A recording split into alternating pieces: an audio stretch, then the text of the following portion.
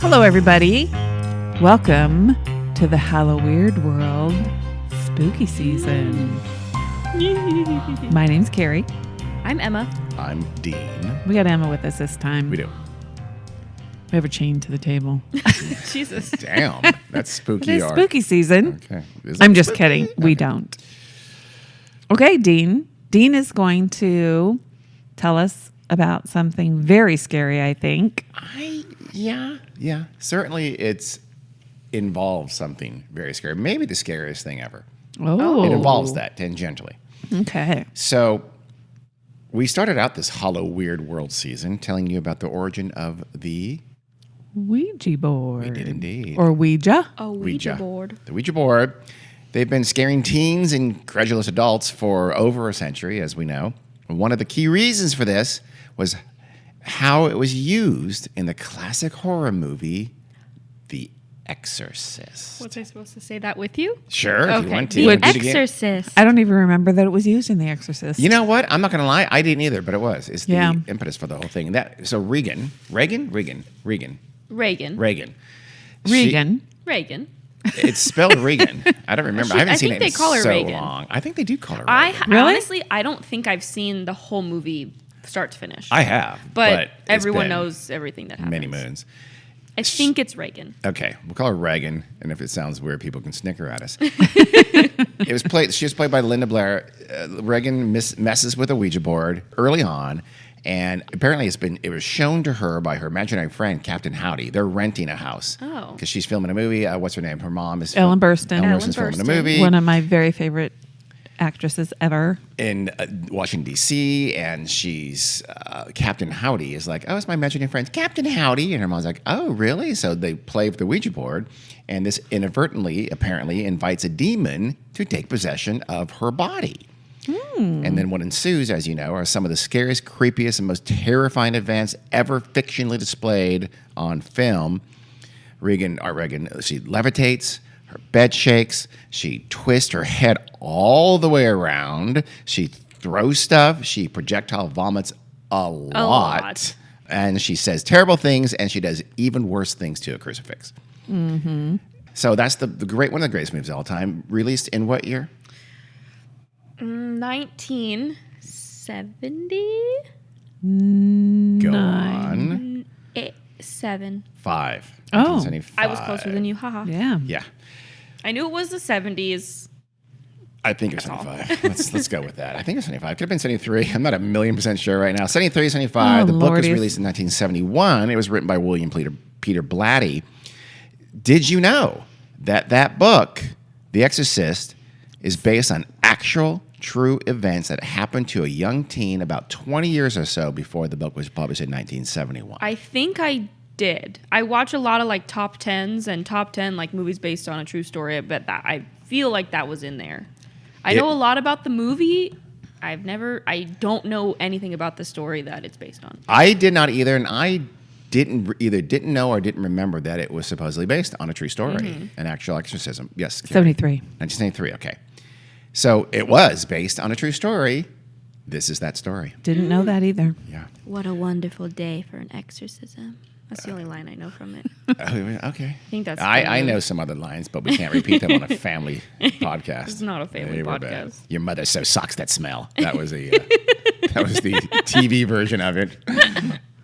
Roland Doe was not his real name, but that's what we're going to call him. That's what he was called by the very limited media attention that this case received at the time. Because they couldn't call him Roland Doe? John Doe. They had to call him Roland Doe. Why? You'll find out the very end, actually. Some He was sources rolling in the dough. that wasn't it. Oh. Some sources called him Robbie Mannheim. So he had this other weirder pseudonym. I don't know why. Most sources call him Roland Doe, and today he's mostly called Roland Doe, or they sometimes use his real name. But Now that you say Roland, that now I think I know a little bit about the story. Okay. Because that sounds familiar. yeah, but he's been called Roland Doe in almost all the media. Again, not his real name. That was a pseudonym. In fact, his identity was not known until over 60 years after his ordeal, and it wasn't publicly divulged until 2021. What the fuck? Seriously? Yeah. Roland grew up 20 or 21, something like that, where it was made public. People knew about 20 years before that, but they kept his privacy because he was still alive. Well, and that's a good thing. Absolutely. Yeah. Totally support that. He was dead when he was publicly divulged. Yeah. Roland grew up in a family of German immigrants in Cottage City, Maryland. It's a suburb of D.C., about 5 miles to the northeast of the city center of D.C. His father was Edwin. His mother was Odell. They were devout Lutherans, and they were off the boat from Germany. I think he might even been born in Germany, but he came here when he was very, very young. He was more or less friendless growing up in 1940s America. He was an immigrant. I don't know if he spoke with a German accent or not. I'm not sure. He may not have. He probably didn't, but he was just a little bit of a loner. He mostly hung out with his family. Mm-hmm. His favorite family member was his Aunt Tilly. She's called, for some reason, some sources call her Aunt Harriet. No idea why. I don't know if that was also a pseudonym, but she was mostly called Aunt Tilly. Tilly could be a nickname, and her real name could be Harriet. It could be, but it's not. Oh. So she was, he loved to hang around with Aunt Harriet. I guess she was fun. I'm sorry, Aunt Tilly. So the family, again, as I mentioned, were devoted Lutherans, a very staid, denomination within Protestantism. His aunt, though, was a devoted spiritualist. She was big into, talking to the dead. This is 1940s now. Spiritualism, I don't know. I know it made a huge comeback after World War I. I wonder if spiritualism made a comeback after World War II. I bet it did. Well, she was into it. This is shortly after World War II. We might have talked about that in our episode about the Ouija board. I don't think we did. Not about World War II, did we? I don't remember. Things are pretty cyclical, so I would not be shocked if it made a resurgence at that time. It tends to have... Spiritualism has a resurgence when a lot of people die. Yes. Yeah. Has it made a resurgence with COVID? Not that I know of. We'll have to investigate. So what she did was she actually introduced her nephew Roland to this thing called the Ouija board. As again, we found out it's been around since the late 19th century. It's been around since 1891 in its present form. She was into the Ouija board. She introduced him to it. She taught him how to use it. And she had one, and she taught him how to use it. And he's like, I want one now. Get me one now. So she did. And they had hours of weird fun together. This thing is a little strange. Super fun. Yeah. Not many young teens have their best friend be their aunt. In late 1948, Aunt Tilly died. No. She was only 54 years old. I don't know what she died from. Breast cancer. Wow, you guys are... I guess it's not dark. I was going to say murder, but no. Her death left Roland crestfallen. And now even lonelier than he already had been. He was only 13 years old. 13 years old. His favorite aunt dies, late 1948. So pining for Tilly, Roland attempted to contact her via the Ouija board. Of course, I would have too. Bad idea. Had he not seen The Exorcist? Oh, wait. That'd be impossible because he is the reason for The Exorcist. So still, bad things did not take long to start happening there in the Doe house in Cottage City, Maryland. It's January 1949. That's when the world basically changed for the family. First, they began to hear weird dripping sounds from somewhere in the house. They couldn't locate it. They just heard dripping sounds. Then they noticed that, hey, some of their pipes were leaking and dripping, but there's no reason for it. Mm-hmm. It was very confusing to them. So they started to get a little worried, a little nervous. Then that was followed by scratching noises. And they were seen to come from the walls, just these scratching, like almost maybe, were they on the wall? Were they inside the wall? They weren't sure. And they were just baffled by these sounds. What could be making these scratching noises? Is there a cat? I don't think so. Rats, but they had never heard them before. Yeah. They were befuddled by these scratching noises. Roland's mother, she was very religious. She wondered if these odd going-ons were possibly caused by Aunt Tilly. Mm-hmm. She thought, I don't know if Tilly was her sister or her husband's sister. I'm not clear. But she went pretty quickly to, hey, is Aunt Tilly haunting us? And why would Aunt Tilly do that? So what, Aunt Tilly, you're crazy. Yeah, I know. It's not fun. It is. So to prove this either right or wrong, they decided to ask her. The family's going to ask Aunt Tilly. What else are you gonna do? I would.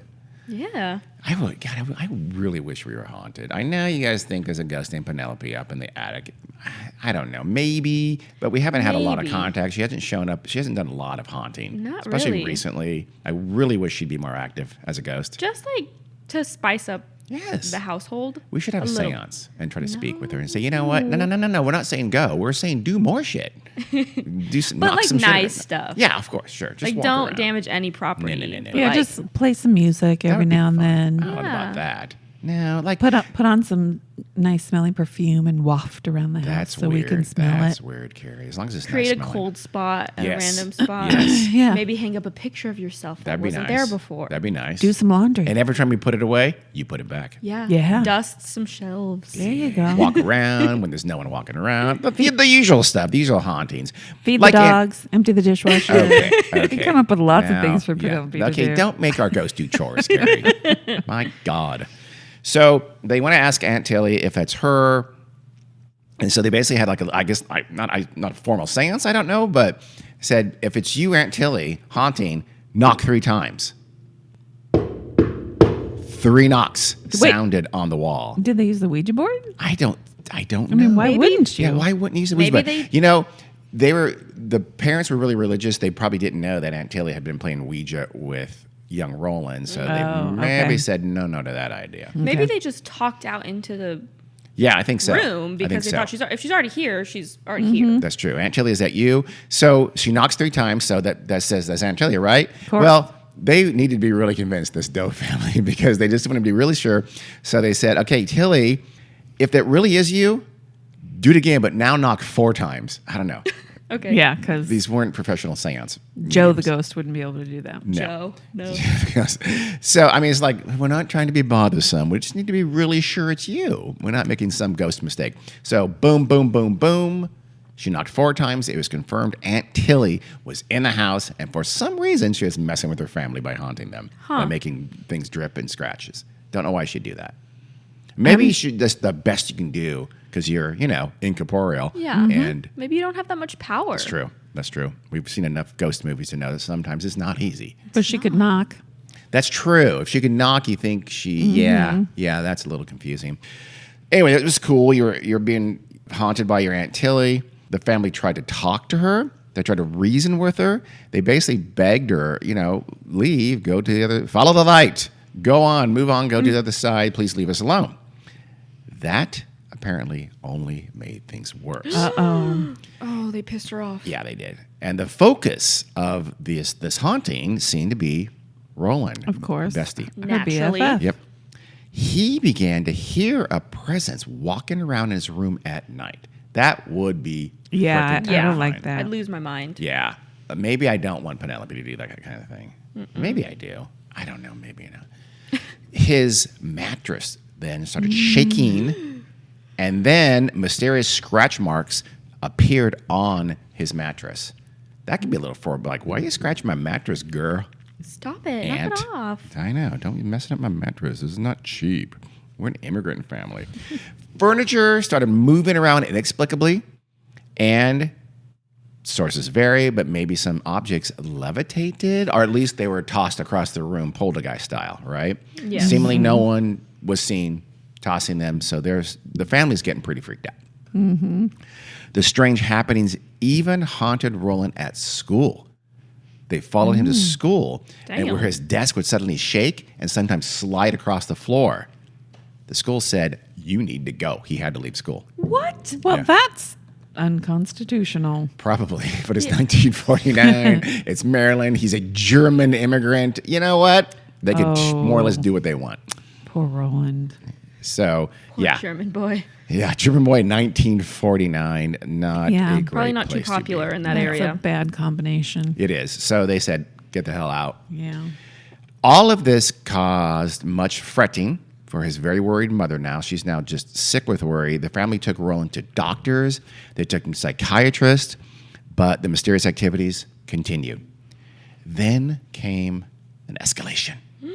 Scratch marks again appeared, but instead of on Roland's mattress, they were on Roland's body. Oh no! This was getting serious. It's not Aunt Tilly anymore. I don't think so.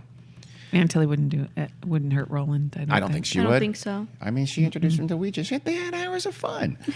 The family knew they needed help. So naturally, they went to the local Lutheran priest, the Reverend Luther Scholes. Luther is a Lutheran. I know. That is a You little kinda have on to be. the nose. Yeah. I don't think you do have You to don't be. have a choice, I think, if your name is Luther. Well, he couldn't have been Methodist. Well, That's sure all he I'm could. saying. No, he couldn't. I guess not. So Luther, or Scholes, Reverend Scholes, how's that? He was a clergyman in a mainstream denomination, as we said, but he also just happened to be a huge enthusiast about things paranormal. He was really naturally. into ghosts and psychic phenomena and things like that. Apparently just coincidental. He enthusiastically offered to help. He's like, oh yeah, I went out in this case. Absolutely. It's like, what? Ghost noises? Yeah, I'm there. Scholes' plan was to take the young teen to his house for an overnight stay and observe him. Oh, don't like that idea. No, What no, could no. be wrong with That that, sounds- Carrie? Dangerous. Roland was barely a teenage boy, of course, and Schultz was a religious authority figure, so nothing could... wait, hold on. Yeah, that's not a good idea. Naturally, the family eagerly agreed. Wait, was Scholl single or was he married? I think he was married. Doesn't really change anything. Not completely, no. Well, But it's 1949, so they said, sure, take him, priest. yeah. Hang out with our child all night long. So they did, and Schultz took him home to, again, presumably his family. I didn't read for sure. I've got to believe that he had a family. And they settle in for their all-nighter. We're going to just, look at you, see what happens. And during the night, Schultz heard scratching noises, apparently just like at the Cottage City home, coming from inside or on the wall. He saw an armchair fall over, apparently all by itself. So he was freaked out. He'd seen enough. He goes back to the family and he says, you need to get in touch with the Catholic Church. This is above my pay grade. I don't know. He said, this is a job for a priest. We I'm a Lutherans reverend. You can't need- handle this. Literally. Yeah. He said, you need to go contact the Catholics. Which makes zero sense. He said, your son is possessed by a demon. This ain't Aunt Tilly. Go get the Catholics. And Lutherans different. don't believe in demons? Is that the deal? They don't do exorcisms. They didn't Because take why? they didn't take the same courses. No, they didn't. You got to know a lot of Latin. Yeah, they didn't As- take as we Latin. know. So. They didn't go to Rome. Crucifixes. Wait, they probably had crucifixes. I don't Lutherans, fucking know. Lutherans, I assume, have crucifixes. absolutely no They don't. I don't knowledge. think they have holy water. I think holy Well, water. of course they have Jesus. Jesus. Exorcism is mostly a Catholic thing. I know it is, These but more I'm like just saying. evangelical, weird. Exorcisms more recently. That's pretty new. Historically, Yeah. in the Yes. Christian tradition, has been Catholic. Yeah. And I think, because I don't think mainstream Christianity believed in demons and stuff like that. Well, right? at this time, and for a while before this, the Catholic Church was pretty down on exorcism. They were very rare. Yes. They Well, would not allow yeah. them very often at all. I'm sure they're still pretty rare. Yeah, because they were frankly kind of embarrassed by it because it's not super rational, and they would. I don't know if it's exactly this time, but at one point there were only 14 priests in the world who were allowed and trained to be exorcists. Yeah, something it like was- that. Maybe it's America, but anyway, it was not common at Yeah. all. You'd think with the amount of exorcism movies we have that it was super common. You would. There's yes, a new yeah. movie coming out. The- It's supposed to be like the first female nun that ever did it. It's become a 'Cause, like, subgenre. nun- 'cause, like, Exorcism nuns movies have didn't get to become do it. a subgenre. Yeah. Oh, is it in modern times? No, it's back in the day. And they're gonna have a nun do the exorcism? 100%. That's not historical. No, it's not supposed to be based on any Okay. sort of true This story. Yeah. is ridiculous. But it's like this whole she was chosen by Okay. the something Yeah. something. Yeah, it's a. I watch them because they're deeply entertaining to me. But Me not so much. So, although I love The Exorcist, that's a great movie. That's a phenomenal. I like I've it. never seen The Exorcism of Emily Rose. I've heard that's a good movie. Though. I watch the Conjuring movies because everybody my age goes and despise the sees Conjuring those. movies 'cause I like them. I'm Because not they portray a fan the most vile people on the planet as Yeah, good. not and a fan of wholesome. those people. Patrick Wilson looks like the nicest guy in the world. No, he is Patrick- portraying a monster piece of shit human being. Patrick Wilson scares me to my core. Really? Oh, because you grew up creepy. watching him do creepy things. Yes. He does He Insidious. just has that super nice guy. I'm just middle American nice guy. He does. And when I see him in Yeah. other movies, I am able to disconnect. But when I just I'm like, you scare me. Like, I'm a friendly white guy. Yeah. I am the stereotype. So Scholl says you need to go to the Catholics. Your kid's possessed by a demon. Not right then, but a little bit later, Scholl would write to a professor at Duke named J.B. Ryan. Eventually, we'll do an episode about him. J.B. Ryan studied parapsychology. He was really maybe the first accredited parapsychologist at a major university, at Duke University, and he conducted all kinds of experiments about ESP. He invented those, I can't remember the name of those cars that had like the block and the star and things like that. Scholl told Ryan all about the Roland Doe case, explained about the chairs moved with Roland, not in the room or with a different part of the room, and how one chair even tossed Roland out of it, and how Roland's bed quaked and all that kind of thing, right? And he said that he even told Ryan that when Roland walked by a picture of Jesus at the family home, it would shake and sometimes fall off the wall. All these things, Scholl said, I saw them, and he wrote this to J.B. Ryan. Mm-hmm. We'll come back to that in a minute, or in a little while. So the Doe family, pretty desperate, they decide to convert to Catholicism. Natural sequence of events. You gotta get if your kid's possessed by a demon, and it's the Catholics who are doing the exorcisms. Yeah. Do you need to be a Catholic to get exercised? I guess by he Catholic? did. They did, or maybe it's just like I How don't know. stingy Yeah. of the priests. So they convert to Catholicism, and they contact the Jesuits. The Jesuits, they're a kind of a scholarly sect, and the Jesuits ran, and still do, run Georgetown University. I was going to say they do a lot of like high schools and stuff too. They do. Georgetown University is a major college in Washington, D.C., nearby where the Does live. They think, okay, they're going to know what to do about our son, who maybe it's a ghost, maybe it's a lot worse. By this point, the family, I'm assuming they must have thought, okay, they must have believed, okay, it's demonic. It's no longer Aunt Tilly. Right. Otherwise, why did they go to the Catholics and become Catholic? So the first guy that comes to save the day is a local Catholic priest named Father E. Albert Hughes. Hughes went to the family's home and examined Roland. He apparently witnessed something, I don't know, weird or demonic, because he then went to his church superiors and said, hey, I would like to perform an exorcism on this kid in Carson City. Exorcisms, as I mentioned a minute ago, were very, very rare and kind of frowned upon by a lot of the church, but apparently they said, go for it. Damn. So Father Hughes is going to go into the Doe home and perform an exorcism. He, I guess, didn't want to do it at the actual home, so he had him admitted into Georgetown Hospital in Washington, D.C. Wow. Got him a private room, and in that private room, he strapped Roland to a bed so he couldn't, by this time he's acting out and resisting, and he then just starts doing the whole Latin exorcism rites over him. The power of Christ compels you. Yes, but in Latin. I don't know. I don't know any Latin. You're not going to do that in Latin? No. Come on. So that's how you exercise a demon out of a human body. I will say kudos to them for doing it at a hospital. Yeah. In case he had any adverse health effects, that's kind of a smart move. I think so. Not Yeah. super down to strap kids to beds. No, but, that's the second very questionable thing that. but at least he was at a hospital, not because you always hear it happening Yeah. at somebody's house. Yeah, I know. Yep. It's going to move to her house in a little bit. So apparently things went well enough for a while, because through February of 1949, Hughes conducted numerous exorcism rites. So it's going on for much of February. He's going back to that hospital room. And, the power of Christ compels you. The power of God, sprinkling the holy water, I'm sure. He's got the crucifix. He's got the Bible. But demons are tenacious, as we know. Yeah. You have to really kind of persistent. You have to kind of erode their clutch on the soul over time. Father Hughes, though, he was patient. So he plugged away for like 2 or 3 weeks. Jesus. I know. That would get boring. I'm so Wait, did he stay in the oversaying hospital the whole time? I'm Did sure he the went and had a kid- day job and would come at... No, the kid. The child. Oh, the kid, yeah. He was in the hospital the whole time. Oh, What? Jesus. Yeah. Were they charging the parents? I don't know. I hope not. Probably not. No, I don't think so. So, I don't know, though. It was tough going at times, though, because Roland's bed would shake Objects would fly across the room. You know, the usual stuff when you're possessed by a demon in a teen.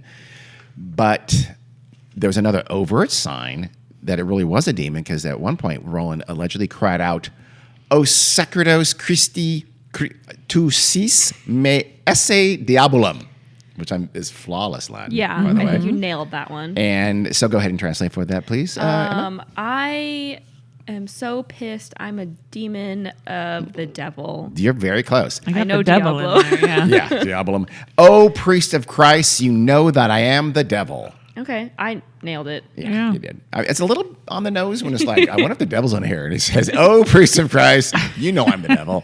Right here, guys. Right here. So that said, okay, we're dealing with at least a demon and maybe even the downstairs devil big himself. guy Yeah. himself. I don't know. So that'd be pretty scary, actually. It's a like, big whoa, job, whoa, guys. whoa. This is not Beelzebub. This is Satan. Let's just call him Louis Cypher, like the super clever name in that movie with Mickey Rourke. But then Roland managed to get his hand under the mattress somehow. Again, maybe he's restrained, right? So he managed to get his hand under, and he broke off a piece of the bed springs. Oh no. And I guess he must have got out of the restraints entirely, because he then lunged at the Reverend Hughes when he's doing his Latin rites over him and slashed him across the shoulder. Ay, ay, ay. It was a deep cut too. It required stitches, Oh no. and Reverend Hughes said, "I'm out." I'm done, actually. He literally did. He said, "This is it." He sent him home. He filed his workers' comp claim. And He did. I don't blame him. It's like, okay, this is bullshit. It's been 3 weeks. The demon's still in there, and now he's cutting me. I'm I done. do not get paid enough. Yep, I don't. So a few days after these first exorcisms ceased, the family wondered, okay, we still need help. It's still happening. Where should we go? What should we do? I don't know if they realized. They said, one of their cousin, I don't know if it was, again, whether the mom or the husband's cousins, I don't know, but they had a cousin in St. Louis, and they said, isn't she studying with priests at a Catholic church somewhere over there? I mean, maybe they could help. Maybe these other priests in St. Louis could help. And after they discussed this, soon after, the word Louis was found scratched onto Roland's body. oh. And it's like, okay, Mrs. Doze goes, all right, that's enough for me. We're going to St. Louis. Obviously, someone wants us to go there, so that's where we're going. Hey, though, when do you think we should leave? They discussed this, and soon thereafter, the word Saturday was scratched on Roland's hip. Looks Poor like Roland, man. I know. the demon has a schedule. He's like a chalkboard. And then the family started talking about how long they should plan on staying in St. Louis. Just after that, the phrase 3.5 weeks Are you being appeared on serious? Roland's chest. I'm dead You being serious. serious? Oh my All God. those things happen. Jesus. So that's it. So why are they listening to the demon? Because That's the demons, I don't. That's a great question, but they were off to St. Louis. They're going to leave on Saturday, and they're going to stay. I don't know, maybe a little less than a month. So I would do the opposite of what the demon was telling me to do. I'm just saying. Well, they did not. They were off to St. I Louis. think I'd want to keep that demon a little bit happy until we got him out of there. Maybe that's why. He didn't, I don't know, kill my kid. Yeah. The Doe's encampment in St. Louis was a very nice 2-story red brick colonial in the Belle Noire neighborhood. Sure. On Gorgeous. Roanoke Drive. It's actually a very nice neighborhood. Gorgeous That's where the cousin lived. What? Gorgeous neighborhood. Yeah. It's actually quite, I know it's it quite so beautiful. well. It is. The Belle Noire, for sure. The cousin was attending St. Louis University, a Catholic college. Of course. She was studying with priests there. She knew a priest at the college named Walter H. Halloran, and she contacted him to tell him about the case. I guess for some reason, she thought he would want to hear about this. He knew something about exorcism. I don't have details beyond that, but she talks to Halloran, and she, says, this thing is happening to my cousin. She introduces Halloran to the family from Maryland, and Halloran is interested, and he goes, let me bring in my colleague, the Reverend William Bowdern. He's going to join me. So Halloran and Bowdern become kind of the leads on this case. And they're really intrigued. They're thinking, okay, it looks to them like a case of demonic possession on Roland Doyle. So, what? What? Give us a weird look on her face. It's just her face. Yeah. Yeah, thanks a lot. I'm just kidding. They Halloran and Bowden go to their superiors and they ask them what? Haller and Bauer. Holler about it. I'm just going to call them Halabow. They're like a team. They're like a partnership. They go to the big priest, I guess, there at St. Louis University and say, That's what the big title guy. is. oh, you know what? The archbishop. The guy with the biggest hat. The plaque on the door, the big priest. Big priest. Who's got the biggest hat? Let's ask him. And they say, can we do an exorcism? We think this kid is possessed by a demon. And the Catholic elders there in St. Louis say, sure, go for it. Which again, Damn. it's They play it fast and loose there in they St. do. Louis. This was going to be a long slog. They knew that. I mean, they must have known that Father Hughes couldn't do it in 2 or 3 weeks. But I mean, they're so Halloran and I mean, they probably think we're better than that guy. He's just some, we know what quack. we're doing. We're the big guns. They bring in several assistants. I think some were priests. I don't know if all of them were. Maybe some altar boys. I don't know, to carry the holy water. I'm not sure. But they brought like several. At some point, I think there's as many as like 9 priests in that room. Yeah. With this Damn. poor kid. Takes a lot. All Yeah. hands on deck situation. It is. Everybody. No one goes on vacation. No, you can't have the 23rd off. We're doing the exorcism. We're very clear about this. But it's my cousin's wedding. I don't care. There's a demon inside that child. One priest that would be brought in a little bit later was the Reverend Raymond Bishop. That name's important because he would eventually start writing a journal that would prove to be very important. We'll talk about that in a minute as well. And I really hope someday he becomes a bishop. These people's names are just... Too convenient. Raymond Yes. Bishop, yes, Yeah. I know that is true. That is a little convenient. Luther, the Lutheran, Bishop, the Catholic, who I don't know if he became. I don't think he became a bishop. I think he was just a priest. Devastating. Maybe he was like, I mean, they gotta make me a bishop if my last name's Bishop. Exactly. I'll be a priest. So people could call him Bishop. That would be great. Bishop, Yeah. Bishop. That's Dean. You really should have become a dean of a college. Oh, you're so You right. could have been Dean. Yeah, no, I've been told that since I was like 4. I know. And then it would just sound like everybody's ringing bells. Ding, ding. Ding, ding, ding. Okay, now you guys are just being mean. All right, I'm feeling bullied, and I'm not even a dean. Somebody just had a new baby and they named it Dean. That's a rare thing. I know. The only ones I Never know, met another person named Dean. Dean from Supernatural, and he's not a real person. I had Dean to Martin, giggle. his name was actually Dino in Italian. Is there? No, there is an actor, Dean Cain. The dad in And he's a piece of... Wow, throwing shade on Dean something. Cain. the dad in Get Out was also named Dean. In real life or in in the movie? In the movie. In the movie. Okay. It's Bradley Act- Whitford. Yeah. Yeah, okay, but non-fictional characters actually real people named Dean. That's a rare thing. Well, there's Dean in my neighborhood growing up. I'm not going to say his last name. Okay. Okay, let's move Protect on. his identity. You're not my first Dean. It's what I'm Whoa! Oh my Okay. God! Damn. A little on the nose there. Yeah, a little revealing, Carrie. saying. No, that I've ever met. Carrie, we heard you the first time. We know what you meant. All right. So this gaggle of priests invaded that nice little home in Belle Noire on Rowan and set to work. By the way, I looked up Google. What do you call a group of priests? And there's lots of various things. They can be called an inquisition, Ooh, a that's discretion, or a lechery of a bad one. priests. Oh, All God. of these sound horrible. They're all terrible. Yes. I Call have them a no murder comment of on priests. which is the most appropriate, but I have an idea. So they, I call him a flock. It's a flock. a flock of priests. All That's right. the best. I like a murder of I like a priests. squad. A squad. A squad is a good one. We're the P Squad. There at the home there in St. Louis, they experienced everything the family said had happened. They witnessed all those things that the family had said had been going on for this time like a month now. They found scratches on Roland's body. They found that the mattress would shake violently. He would move around. He was very violent and abusive and argumentative and all that kind of stuff. I don't think he twisted his head around, but he was pretty nasty. It continued for days and days and days. The exorcism even eventually seemed to almost settle into a routine. Halloran and Bowden noticed that Roland was normal. He was calm and normal throughout the daytime. And it wasn't until night that suddenly he would start acting up again. So they'd start doing the exorcism at nighttime when he started being all demonic-y, which is a word. Roland would fall into trances sometimes, and he would speak in like a strange guttural voice. And he would also speak in Latin occasionally, a language that he did not know. Of course he didn't. Objects in the room would be sent flying, especially any sacred object. I guess like a crucifix, Yeah. boom, that's going to be hitting the wall. Don't even bring it in here, people. Don't bring that crucifix on me, bro. Bowden wrote that there was, quote, scratching which beat out a rhythm of marching soldiers. A second-class relic of St. Margaret Mary was thrown on the floor. The safety pin was opened, but no human hand had touched the relic.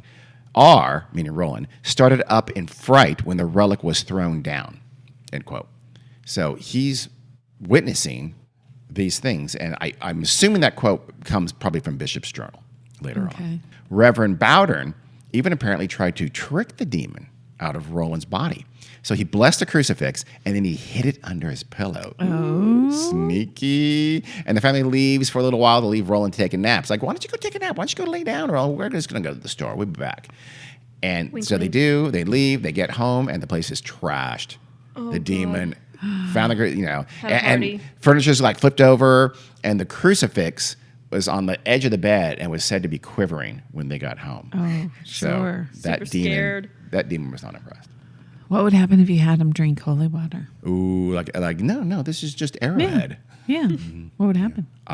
Bernie, he'd probably get a really, really bad acid reflux. Yeah, is what I it assume. would like gurgle and Yeah. he'd spit it up and Yeah, remember, you don't want to hurt the kid, Carrie. That's He's a vessel true. for a terrible demon. That's true. for the devil Yeah, himself. yeah. That's why. Otherwise, you just beat it out of him. Yeah. Yeah, that's true. Roland would violently and aggressively resist all of their ministrations. He was getting pretty bad.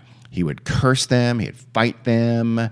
Some of the details are fuzzy about exactly what happens, but according to one source I read, said that one of Bowden's assistants, so one of the other 9 priests, whatever, he had his nose broken during one of these altercations. I guess Roland, flailing Sure. around and swiping punches. He was going, he was getting in there. It was like a battle. So day after day, or night after night, I guess, this is battling this kid this 13-year-old kid who's possessed by a demon.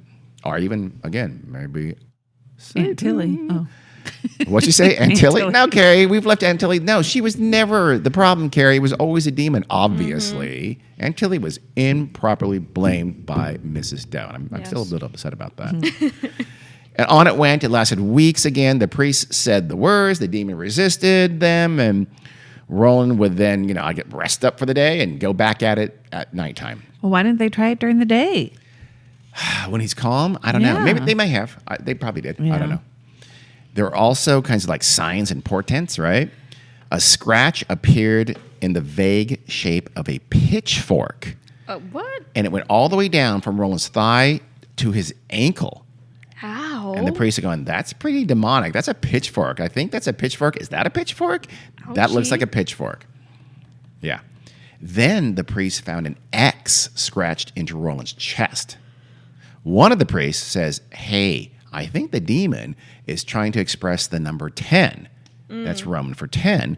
Maybe then that means that Roland has been possessed by 10 separate demons. That's a stretch. So yeah, it's a bit of a stretch. That had to be a disheartening day, though, if you think, oh, we got to kick Damn it. 10 out, not just one. Oh, my God, this is sucks. We've already been doing this for weeks. I've got shit to do. The bed shaking, the body scratching, the bad Latin still went on. Then on March 20th, at nighttime, of course, events got a little nastier. Roland peed all over his bed. Uh-oh. And then he started shouting and swearing at the priest. The family was just like, that's it. This is too much. We can't keep doing this in this nice little 2-story brick house in Belnor. They've got nice neighbors. I imagine the cousin was probably also like, you Yeah, guys should okay. leave. Guys, Yeah. come on. When I said you can come over for a while, I didn't know there'd be this shit going on for this long. So it was time to leave. But you couldn't very well take Satan back to Maryland with you, could you? I mean, when they stop you at the place, where they ask about fruit and said, what do you have with you? What would you say? So, oh, just a demon. But this demon's originally from Maryland, so it's okay that we're bringing him back. So you couldn't. They didn't want to go back to Maryland. They didn't know where to go. So finally, they were offered a hospital. So the priest said, we can put him in a hospital. The Alexian Brothers Hospital is this big old 4-story building with a very nice garden. There was a Catholic hospital in St. Louis there. They said, we'll put him there and we'll continue the exorcism there in the hospital. Why they didn't do that from the beginning, I don't know. Yeah. You know, I guess the cousin was imposed upon, apparently. So they went at it again, day after day after day, night after night. Finally, April 18th. It's been going on for a long time. Yeah. It's the Monday after Easter. The fever broke. Roland screamed and carrying on. He's cursing the priest and everything, all that usual stuff. He's praising Satan. He's saying the devil's going to be in me forever. Nothing you can do about it. The priest laid like holy objects onto his body, things like crucifixes, medallions, and rosaries. And I'm assuming gallons of holy water were used, but it still wasn't working. At 10:45 that night, though, one of the priests had the genius idea. He says, I think we should bring St. Michael, the archangel, into this fray. Why they didn't think of that weeks ago, I don't know, because Michael is a pretty badass dude. Yeah. He's a big gun. So they invoked Michael explicitly to send the demon back to hell.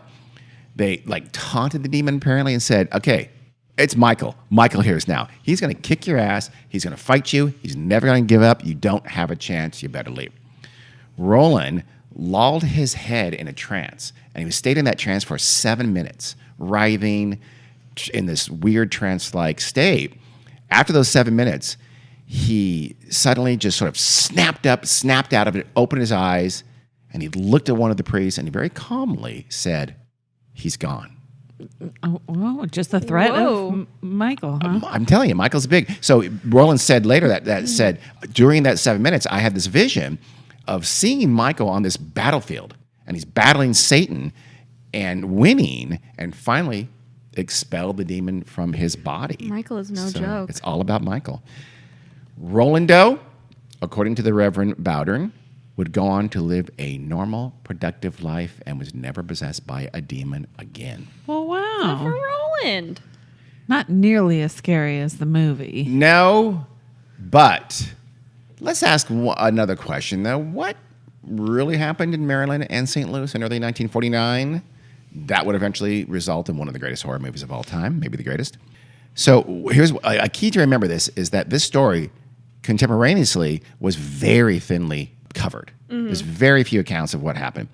There was this blurb in the Washington Post because there were a local family and Blatty saw that. He saw that in 1949. He saw that blurb, and that would stick with him. And he would eventually write the novel 20 years later. But otherwise, pretty much everything we know about this comes from, again, a very limited contemporaneous newspaper accounts and from Raymond Bishop's journal. Yeah. At least initially, there's a lot of misinformation. Like Roland's age was given as 14. He was actually 13. They lived in Cottage City, but the town they lived in was listed in the media as Mount Rainier, Maryland, which is a few miles away from Cottage City. So after the story broke this in 1949, people were talking about this, hey, this family in Mount Rainier was possessed by a demon. A lot of kids in Mount Rainier would go hang out at an empty lot that they thought had been the home of the family and scare each other with scary, scary stories, not realizing they were miles away from where the family actually lived.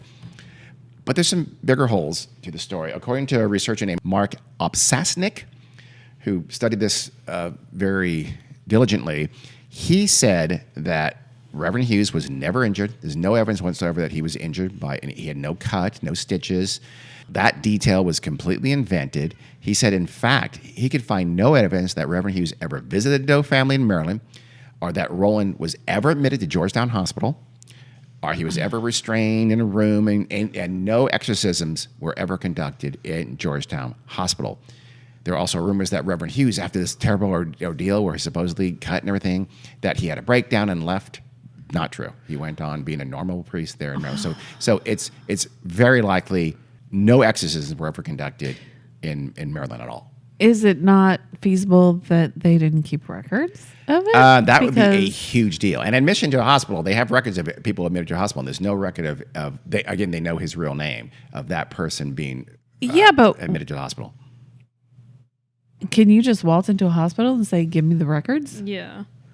He got access to the records. Mark Obsasnik did, and I think he was doing this in about 2000 or so, late 90s, 2000, something like that. Reverend Halloran, remember who he had led the exorcisms in St. Louis? He apparently never checked for any kind of evidence that Roland was scratching himself, and just assumed that was the demon scratching from under his skin, and never looked for any kind of evidence on his fingernails or a sharp object or anything like that. That Roland was not a massive scars shows you that these scratches were pretty superficial. Yeah. They obviously were, and they're at times very convenient. Roland never showed any kind of abnormal strength. That's one of the things nothing like that. He, let alone twist his head all the way around. Obviously, Blatty admittedly embellished.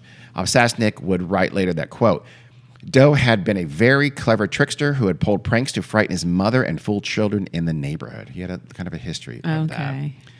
Shaking your bed, scratching yourself, tossing objects, those aren't hard to do. You can feign that kind of things very easily. Roland was even caught scratching the word hell and Christ into his chest with his fingernails at one point. So at least once he was caught doing exactly that. I mean, I guess you could say, Satan was doing it, but the whole point is that these are miraculous scratches and no one was seen doing them. And at least one time they caught him actually doing them.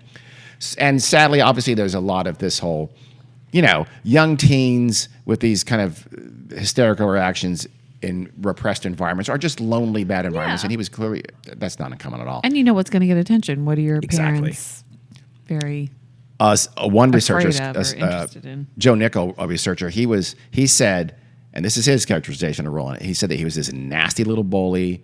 He always had to get his own way. Oh. He was just not he kind of ruled the household. He had to have his own way, like, for instance, going to St. Louis on a Saturday for 3.5 weeks. Single child. Yeah, for sure. And you asked, okay, how did he speak Latin? You can't do that. Well, I don't know. I don't know if there's Latin and Lutheran rites, but they're a very religious family. So, and they went to church every single Sunday and then some. I mean, he may have picked it up there, or he could have picked it up from the rites. Remember, these priests were speaking Latin to him every single day for a long time when he suddenly started parroting some Latin back to them, apparently. How accurately did the priest hear that Latin? Did they kind of hear what they wanted to hear? It's possible. Yeah. Did they turn some semi-Latin gibberish into I am the devil kind of a thing? I don't know. I don't know. Also, library books exist, and Latin was taught in schools regularly. Where they're not. Yeah, that's true. I mean, my mother is possessed by a demon? No, but she had to learn Latin. Okay. And what? We have a cat that's possessed by a demon again. Yeah, that cat is clearly possessed by a demon. Toby's struggling right now. He already scratched my arm. Oh, are you sure it was him? Could have been a demon. So there's also some other physical manifestations that you might question, like, okay, did Roland really levitate? Did items levitate? I don't know. Probably not. Bishop's Journal. You don't know? You think there's a possibility they did? No, but there is certainly, for sure, things are being tossed around, furniture's being knocked over, all those kinds of things were happening. The question is, could Roland have been doing those? Yeah. And I'll bet there was a way that he did. Yeah. So, answer that for yourself. I have my answer. The timing also becomes important because remember, Reverend Bishop wrote all these things. He actually was not called into the case until March 9th. They were already in St. Louis by then. So basically, everything that happened back in Maryland, which we don't think really happened, or at least not the way it's told, and for part of the time in St. Louis, during the initial St. Louis exorcisms, Raymond Bishop had to rely on the family telling him what had happened. So his journal is just relaying what they told me happened. So, like I said, that one researcher questions that. I mean, yes, they had weird stuff was happening back in Cottage City, Maryland. They did go to a priest. But in terms of like going to Georgetown, being exercise rights, and having this priest injured, it's likely none of that actually happened. Yeah. Yes. And just practically, if things are flying, would you have any object that could fly across the room in that room with him? No. Put the stuff away, family. Yeah. It was said also once that whenever he would walk by holy water in the Cottage City house, it would shake or fall down. You have little cups of holy water all over your house? A little weird, Doe family. But well, once you find out your kid's possessed by a demon, you go get some jars of holy water. And you just distribute it around the house in various places. All right, okay, all right. That's answered. Carrie helped me with that one. Hey, you walk by, you dip your hand in it, do the sign of the cross. I didn't realize that. Checked yourself? I did. I forgot that you're Catholic. Yes, I'm Dean. not, so I apologize. I didn't realize. She's not really Catholic. I was baptized with holy water. She's baptized with holy water. She didn't burn, as far as we know. Nope. She might have. The exorcisms in St. Louis, though, those did happen. But as we alluded to a minute ago, the Maryland ones likely did not. Again, there's no record of him being admitted to Georgetown, etc. And it was super rare. So do you have two for the Catholic Church to say yes to the exorcism? So you have two, and the first one is just one priest who went to his house and said, "Yeah, I think he's possessed." So it's very unlikely any of the Maryland stuff was highly embellished, at least. And maybe Father Hughes was going rogue.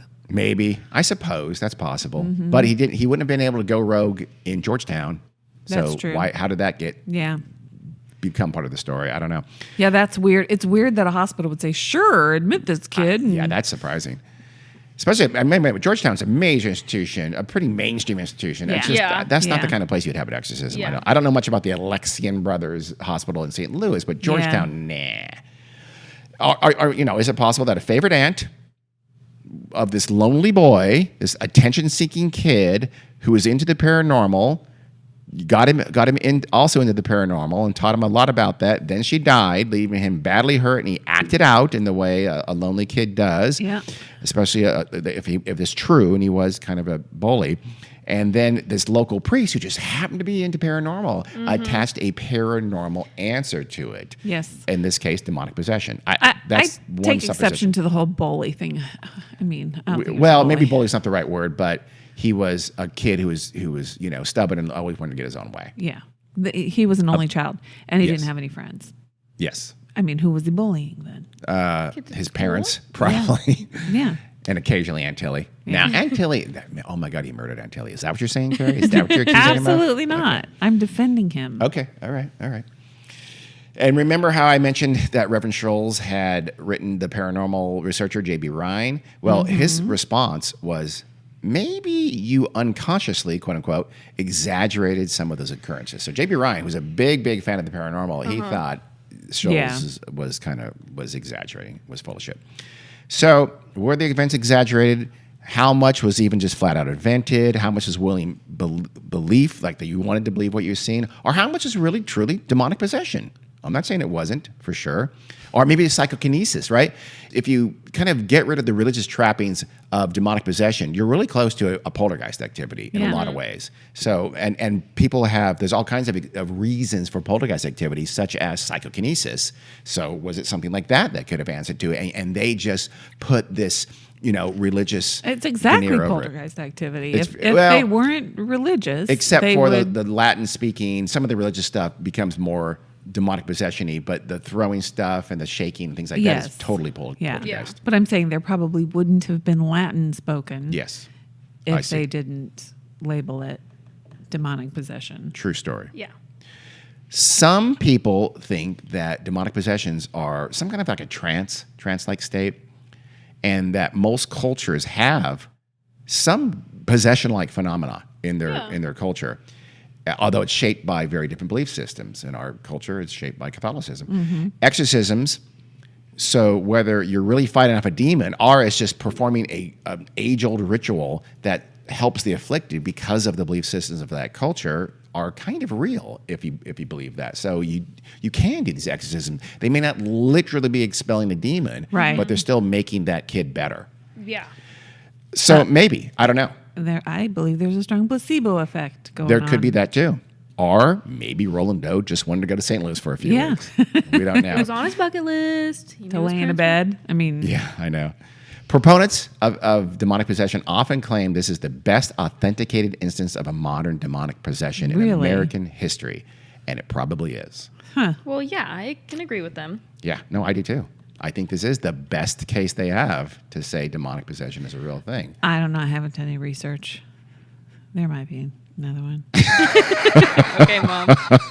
Carrie sounds very sure of herself. There might be, I don't know, like another one. So I mean, I don't trust them. I didn't know who them is. I didn't see who them is. I don't have to accept what they say. It's been said a lot that this is like, hey, this one nailed it. Answer that, skeptic. Some people are saying, I don't know. Just asking the question. Just okay. All right, Alex Jones. So, what really happened to Roland Doe? Well, first of all, let's dispense with the pseudonym. Some very good journalistic detective work later on would reveal that his name was Ronald Hunkler. So Ronald very cleverly became Roland, and Doe was from John Doe. He was born on June 1st, 1935, and sometimes Harriet, but sometimes Tilly. She was Matilda Hendricks, and she was hence the Tilly. Tilly. So she must have been the mom's sister then, if her last name was not Hunkler. Sure. Well, she could have been Oh, married. she could have been at married, some point. and widowed. After the end of the saga in St. Louis, the family moved back to the East Coast. I'm assuming Cottage City, Maryland, their home. Ronald, now, I guess, he never showed any signs of any kind of possession again. He went to college. He got married. He had a family. See, he was a nice guy. He was. He named his son Michael. Oh, The after the Archangel. Wow. Archangel. Did I say Archangel? I think it's Archangel. Yeah, I think it's Archangel. Again, too. I'm not Catholic. You I are. You said should it. know that. I missed that class in CCD, which I never went Angel to. classes. Yeah. So his son Michael was named after the angel who saved him and expelled Sure. Satan from him. Ronald worked for NASA as an engineer. Wow. He patented a technology that made space shuttle panels more heat resistant. Well, good for Ronald. Yeah. All of his life, though, a coworker would later say that but this coworker apparently knew who Ronald was and said that Ronald lived in fear of other people finding out Oh, I'll that he bet, was yeah. the subject of The Exorcist. Yeah. So, yeah, I would think so, too. He retired from NASA in 2001, and he died in 2021. Wow. I'm really glad that nobody found out and made his life. Yes. Yeah, no one found out. And again, researchers like Mark Obsasic found out who he was and some others in like the late 90s, 2000 or so, but kept it secret until he died. Good. The room in the Alexian Hospital in St. Louis where the exorcisms occurred was supposedly boarded up until 1978 when the entire hospital was demolished. Okay, but as a result of the movie The Exorcist, interest in demonic possessions and incidents of demonic possession skyrocketed. Oh, sure. Yeah. The Catholic naturally. Church doubled the number of exorcisms in the decade after the movie came out. Oh, Catholic Church. The Catholic Church blamed drugs and porn, What the fuck? not mass hysteria, because naturally. And not actual demonic possession? What were Well, they doing? I guess- Exercising the drugs and porn from I think kids? drugs and porn make you more susceptible to demonic possession, I'm assuming. I'm thinking. Oh, got it. yes. It's Okay. very Which makes unholy sense. behavior. Yeah, It does is. make It is. sense. Yeah, It is. sure. Probably also masturbation. Yeah. And I'm going to say voting Democrat. And Oh, wait. impure thoughts. Being pro-choice. Another impact of The Exorcist, of course, was a surge in the popularity of the Ouija board. Naturally. People just don't learn. It's a portal to possession. Maybe Don't that's mess- when we got our Ouija board. Was it? fuck? Probably. I said That's where- maybe. I don't know. That's when a lot. It sales of the Ouija board skyrocketed. I mean- after The Exorcist Dad, I came want out. one for Christmas. I was 7. My parents probably did take me to see The Exorcist, and They're I blocked out all the terrible, trauma. terrible parents. What That's the a- fuck? I'm pretty sure this is the same year they took me to see the Poseidon Adventure. Wow, they're awful. They're Still just- traumatized. You by should that. be. Carrie to this day cannot be in an upside down ship. No, I can't. It's probably why we've never been on a cruise. That's not why. I don't think that's why. There's lots of other reasons. In 2021, a nice couple named Ben Rocky Harris and Danielle Witt went house hunting in Cottage City, Maryland. Oh. And his name is Rocky Harris, hyphen. They found a nice little cozy cottage at 3807 40th Avenue. They thought it was perfect. The price is right, so they apparently did not bother checking too thoroughly into the house. And so it was only after they had closed the purchase that the young couple found out they had just bought the house where the Hunker family had lived when little Ronald decided to mess with a Ouija board. So it wasn't. So some sources say that the house was demolished. Right. Apparently it wasn't. Things aren't so bad though. The couple, they love the house. They've never had any issues. They've never heard like stomping feet or flying furniture. They've never had any scratches on their arms or anything like that. They've never had any kind of a ghost or demon try to help settle their travel itinerary. Nothing of the sort. Did they have any children? No, they No. don't. There you go. That's probably true. Some movie fans do stop or slow down in front of the house and snap pictures. That can get a little Naturally. annoying, but it's not that bad. Their cat also sometimes acts weird. It Well. leaps onto, they have that really shiny hardwood floor and it leaps onto it and chases after something. They've said, oh, it's just probably chasing its own image. It's being fooled by its own reflection. Yeah. I mean, Yeah. right? Isn't it? Dun, It's- dun. Could be chasing a piece of dust. You know, cats. could be chasing a demon. Our cat will just randomly flip its body over itself. You're saying our cat is demonically possessed Yeah. No, by I'm a just cat saying demon? sometimes our cat sees his own tail Or- and thinks it's an attack and tries to flip over. Or playing the devil's advocate, pun intended, our cat is possessed by a demon. A cat demon probably from Egypt. Yeah, probably. He drew blood. Oh, your cat's a horrible cat. So that is the story of the true story of The Exorcist. Again, William Peter Blatty read a pretty short article about the general idea and ran with Yeah. it 20 years later. That's all you need. Yep. And then made the scariest movie ever, probably. Made Yeah. a phenomenal, and then, yes, what's his name? Made a very, very scary movie. William Friedkin, I want to say, director. That sounds familiar. I think. So, made The Exorcist. Yeah. Terrible things happened. And then they Yeah, had it was other. like a haunted set. Well, no, I'm Yeah. not talking about that. I'm talking about like it like did physical damage Oh, yeah, to Linda Blair. Linda Blair, Yeah. yeah. Didn't she die? And Ellen Burstyn too. Really? No, she's still alive. Oh. Yeah. Who died? Ellen Burstyn? She no, was Ellen 140. Yeah, there. I mean, if Betty you White? if you Google it, there is some curse or something about Yeah, the there's Exorcist. always, all things have curses about them. Of Oh, what? Aaron knows. Of The Exorcist? The murderer who worked on the movie. What? Oh, I did hear about well, that. there you go. There's a microphone right Give me a there. microphone. This Would is they Aaron. use- Aaron's joining us. When what's her face goes to the hospital and all that shit for the test, Yeah. they use like actual hospital staff just to be the people. And so the radiologist that does her X-rays, like a few years later, killed a woman. So yeah. Yeah. Oh. Didn't he kill more than one he's even? like I think? blonde. I think so. Yeah, he's like blonde with glasses. That dude in the His movie. name was Jeffrey Dahmer. No, murder lady. So yeah. That's right. There was Wow. a legit Murder on murderer set, bitch. in The Exorcist. I don't know if that makes it cursed, but it makes it even more interesting. Yeah. In The Poltergeist, the actress who Oh, played the older yes. sister Oh, yeah. got murdered. Yes, she did. And Yeah. then the little girl died a few Yes. years later. Yes, she did Of too. a bowel obstruction. Yeah, Yes, septic. very sad. Thank you for that. So that's There's, I mean, there's a lots, million yeah. movie curses if you want to look it The up. and Crow. We'll do that one of these. Entertain yourself, One of these yeah. days, we'll do a movie curse episode. Okay. Okay. Well, let's do that. All right. That's the story. Hope you enjoyed our continuation of the Hollow Weird World Spooky Halloween season. We'll bring you yeah. something spooky again next time. Hopefully. Nicely done. Okay, bye. See ya. Bye. Thanks for listening.